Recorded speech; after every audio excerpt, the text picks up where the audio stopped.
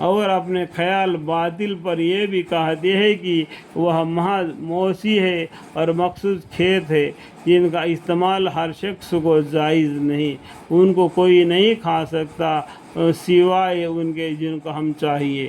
جو یہ کھیتی میں اور مویشی میں بھی یہ لوگ اس طریقے سے بٹوارہ بنا لیتے ہیں، یہ اپنا دل سے، اور وہ اپنے خیال باطل کے خیال پر یہ بھی کہتے ہیں کہ یہ محض مویشی ہے اور مخصوص کھیت ہے جن کے استعمال ہر شخص کو جائز نہیں، ان کو کوئی نہیں کھا سکتا سوائے ان کے جن کو ہم چاہیے، اور کہتے ہیں کہ یہ محض مویشی ہے جن پر سواری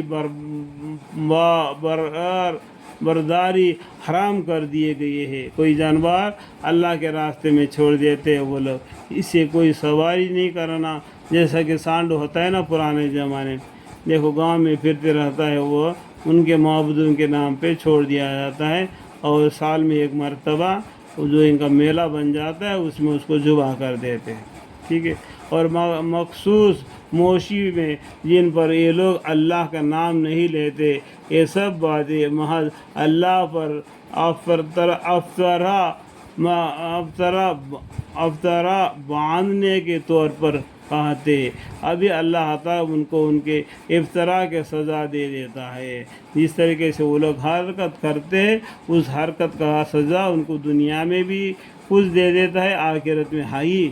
اور وہ یوں بھی کہتے ہیں کہ جو چیزیں ان مویشی کے پیٹ میں سے نکلتی ہے اور خالص ہمارے مردوں کے لیے ہماری عورتوں پر حرام ہے، یہ کیا بتا دیا وہ لوگ۔ اور وہاں یوں بھی کہتے ہیں کہ جو چیزیں ان مویشی کے پیٹ میں سے یعنی جانور کے پیٹ میں سے نکلتی ہے وہ خالص ہمارے مردوں کے لیے حلال ہے اور ہمارے عورتوں پر حرام ہے، اور اگر وہ پیٹ کا نکلا ہوا بچہ مردہ ہے تو اس سے منتفع ہونے کے جز میں مرد عورت سب برابر ہے، مرد عورت سب برابر ہے کر کے پھر اس ٹائم پر بات ٹال لیتے ہیں، ٹھیک ہے، عورت برابر ہے۔ ابھی اللہ تعالیٰ ان کے غلط بانی کا، بانی کا مطلب کیا ہے؟ بولنے کا۔ بانی کا مطلب کیا ہے؟